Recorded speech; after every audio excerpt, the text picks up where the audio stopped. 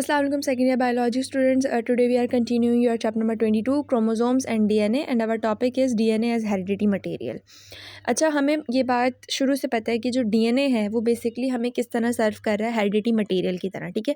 उसके अंदर हमारी सारी इन्फॉर्मेशन मौजूद है, सही है। जो भी हमारे पेरेंट्स से हमारे अंदर आ रही है जनरेशन बाय जनरेशन, ठीक है, वो सारी इन्फॉर्मेशन हमारी DNA के अंदर मौजूद है, सही है। और उसका फंक्शन भी यही है कि वो जेनेटिक इन्फॉर्मेशन को क्या करे, एक जनरेशन से दूसरे जनरेशन तक क्या करे, लेके जाए, कैरी करे। अच्छा, ये it was confirmed by chromosomal theory. जो हमारे पास क्रोमोसोमल थ्योरी थी उसकी वजह से, उसके ज़रिए हमें ये चीज़ कंफर्म हुई है कि जो हेरिडिटी यूनिट्स होते हैं, यानी कि जो हमारी इन्फॉर्मेशन होती है उसके जो यूनिट्स होते हैं बेसिकली, वो कहाँ पे मौजूद होते हैं, हमारे क्रोमोसोम नंबर 212 में मौजूद होते हैं, ठीक है, लोकेटेड एट क्रोमोसोम 212। और फिर ये ट्रांसफॉर्म होते रहते हैं क्रोमोसोम से क्रोमोसोम्स तक, from generation to the other generation, ठीक है।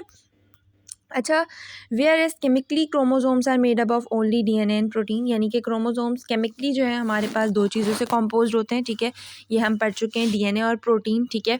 और साथ साथ अब ये क्वेश्चन अराइज होता है कि कौन से ऐसे मॉलिक्यूल्स हैं इनके अंदर जो हेरिडिटी मटेरियल की तरह काम कर रहे हैं, सही है ना, और आपस में कंबाइन होकर जो है वो हेरिडिटी यूनिट्स बना रहे हैं। अब इसकी वजह से भी कुछ एक्सपेरिमेंट्स जो है वो उनकी सीरीज़ चलाई गई, ठीक है। साइंटिस्ट ने बहुत सारे एक्सपेरिमेंट्स जो है वो कंडक्ट करे ताकि इस मिस्ट्री को जो है वो अनरिवील करा जा सके कि बेसिकली क्या है। तो सबसे पहले इनिशियली जो है वो फ्रेडरिक ग्रिफ्थ ने जो है सिग्निफिकेंट प्रोग्रेस इस पे दी, ठीक है, कंट्रीब्यूट करा रोल ऑफ डीएनए की अंडरस्टैंडिंग में, कि हमें समझ आए कि रोल ऑफ डीएनए क्या है हेरिडिटी के अंदर। अब आपकी बुक में एक हेडिंग प्लेस हुई हुई है कि evidence of DNA as heredity material, यानी कि सबूत डीएनए का कि हेरिडिटी मटेरियल जो है वो डीएनए के अंदर मौजूद है। तो सबसे पहले क्या हुआ था, स्ट्रेप्टोकोकस फिनोमेना बैक्टीरिया, ठीक है, दो फॉर्म्स में हमारे पास एग्जिस्ट करता है। सबसे पहले डेंजरस, ठीक है, जो डेंजरस फॉर्म है इसकी उसको कहते हैं कैप्सुलेटेड स्मूथ एस टाइप, और एक हार्मलेस होती है नॉन कैप्सुलेटेड होती है, ठीक है, जिसके ऊपर कोई कैप्सूल नहीं होती, उसको हम आर टाइप कहते हैं।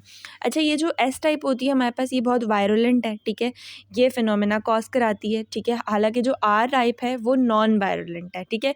ये दोनों टाइप्स जो है ना वो जेनेटिक डाइवर्सिटी एग्जिबिट कराते हैं। जेनेटिक डाइवर्सिटी यानी कि जेनेटिक वेरिएशंस, ठीक है, जेनेटिक चेंजेस जो है वो कॉज कराते हैं। अच्छा, अब अगर हम बात करें कि फिनोमेना क्या है, बेसिकली ना फिनोमेना जो है वो एक इन्फेक्शन है, ठीक है, जो हमारे लंग्स में हो जाता है, एक में होगा या दोनों में हो जाएगा, ठीक है, बैक्टीरिया, वायरसेस और फंगाई के ज़रिए होता है, ठीक है।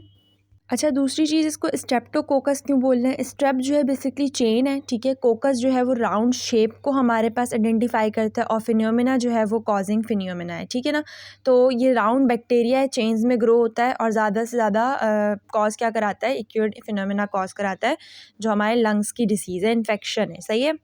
अच्छा, अब जो हमारे पास ये फ्रेडरिक था, इसने बेसिकली कुछ एक्सपेरिमेंट्स जो है वो डिज़ाइन करे हैं, बहुत सारे एक्सपेरिमेंट्स लिए हैं इसने। इसने क्या करा, जो non injected non virulent R type bacteria था ना, उसको इसने इंजेक्ट कर दिया किसके अंदर, लेबोरेटरी माइस के अंदर, एक चूहे के अंदर, ठीक है। और माइस जो है वो रिमेन्ड अनअफेक्टेड रहा, यानी कि उसको कोई इफेक्ट हुआ ही नहीं, क्योंकि वो जो आर टाइप था वो नॉन वायरुलेंट था। हाउएवर जो जब इसने वायरुलेंट एस टाइप को जो है वो इंजेक्ट करा, तो उसकी वजह से बहुत फटाल कॉन्सिक्वेंसेस आए, यानी कि बहुत ख़राब नताइज आए किसके अंदर, माइस के अंदर, और माइस की जो है हमारे पास यहाँ पे डेथ हो गई, सही है, इसकी वजह से। अच्छा, अब यहाँ पे ना एक बहुत इंटरेस्टिंग बात आपकी बुक में दी हुई है कि it was also observe that if both strains are heated both are killed at high temperature, यानी कि इंटरेस्टिंगली जब इन दोनों एस टाइप और आर टाइप बैक्टीरिया को हम सब्जेक्ट करते हैं हीट के ऊपर, जैसे हाई टेम्परेचर दें, तो ये ऑब्ज़र्व किया जाता है कि बोथ स्ट्रेन्स जो है ना वो किल्ड हो जाते हैं, यानी कि मर जाते हैं। और ये हीटिंग प्रोसेस जो है ना कोई डिस्टिंग्विश भी नहीं है between the harmful and harmless forms, ठीक है। सिर्फ सजेस्ट ये कर रहा है कि कुछ बैक्टीरिया जो है वो रिस्पॉन्सिबल होते हैं कि ट्रांसफॉर्मेशन करवाएं, ऑब्जर्व एंड ग्रीथ फ्रेडरिक एक्सपेरिमेंट्स।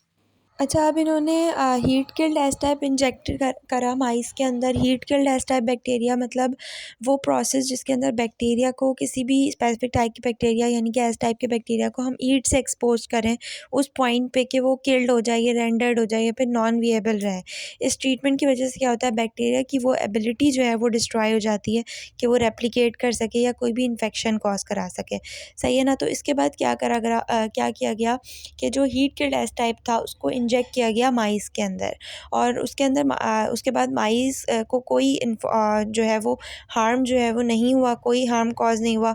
और फिर इससे ये बिलीव जो है वो स्टार्ट हुआ इनिशियली कि जो आर टाइप और heat killed S type bacteria होते हैं उनके कोई एडवर्स इफेक्ट नहीं होते माइस के ऊपर, ठीक है। साथ साथ कुछ और एक्सपेरिमेंट्स भी जो है वो किए गए, ठीक है, और फर्दर एक्सपेरिमेंट्स ने बहुत सारे अनएक्सपेक्टेड आउटकम्स भी रिवील करे, ठीक है। सबसे पहले लाइफ आर टाइप बैक्टीरिया जब माइस के अंदर डाला गया along side heat killed S type, यानी कि हीट किल्ड एस टाइप के साथ जो है वो बैक्टीरिया डाला गया माइस के अंदर, तो फिर बहुत सारे माइस की जो है वो डेथ हो गई, ठीक है। इस एक्सपेरिमेंट से ये एक्सपेरिमेंट जो है वो 1928 के अंदर किया गया, ठीक है, जिससे बहुत सारे रिसर्चर जो है वो पजल्ड हो गए विदाउट अ सेटिस्फाइंग एक्सप्लेनेशन, ठीक है। अच्छा, it was thought that heat killed S type somehow belief become alive in the माइस। अच्छा, इनिशियली ये हाइपोथेसिस लगाया गया, ये प्रिडिक्शन लगाई गई कि जो heat killed S type bacteria है वो कहीं ना कहीं माइस के अंदर जाके दोबारा ज़िंदा हो जाता है, लेकिन ये आइडिया जो है वो अनएक्सेप्टेबल है, यानी कि एक्सेप्ट नहीं किया जा रहा, ठीक है। अच्छा, इट वाज कंक्लूडेड दैट साथ में ये कंक्लूजन निकाला गया कि जो आर टाइप बैक्टीरिया है वो एस टाइप के अंदर ट्रांसफॉर्म हो जाता है जब वो हीट किल्ड एस टाइप के साथ कांटेक्ट में आता है, ठीक है। हम इस प्रोसेस को क्या कहते हैं, ट्रांसफॉर्मेशन कहते हैं। जब किसी भी चीज़ का हेरिडिटी इफेक्ट जो है वो इन्फ्लुएंस हो जाए, यानी कि जो हेरिडिटी इफेक्ट है हीट किल्ड एस टाइप का वो क्या कर रहा है, आर टाइप को इन्फ्लुएंस कर रहा है, ठीक है, तो हम इसको क्या बोलते हैं, ट्रांसफॉर्मेशन कहते हैं। अच्छा, नियर बाय 16 ईयर्स लेटर, यानी कि अराउंड 16 साल बाद 1944 के अंदर एवरी मैक्लियोड, MC कार्टरी, ठीक है, इन सब ने जो है वो आइडेंटिफाई करा ग्रिफ के ट्रांसफॉर्मिंग मटेरियल को। उन्होंने यही एक्सपेरिमेंट कंडक्ट करा हीट किल्ड बैक्टीरिया के अंदर, ठीक है। बहुत सारी ट्रांसफॉर्मिंग प्रॉपर्टी को डिटरमाइन करा, ठीक है, जो DNA, RNA और वेरियस प्रोटीन के साथ कहीं ना कहीं कनेक्टेड थे, ठीक है भाई।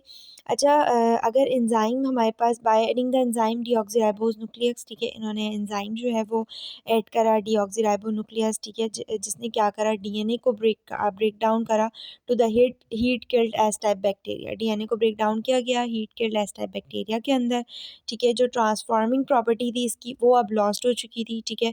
इससे क्या हुआ कि ये चीज़ क्लियर हो गई कि DNA जो है वो इंडीड, यानी कि जेनेटिक मटेरियल है, सही है, no doubt, without any doubt that DNA must be the genetic material.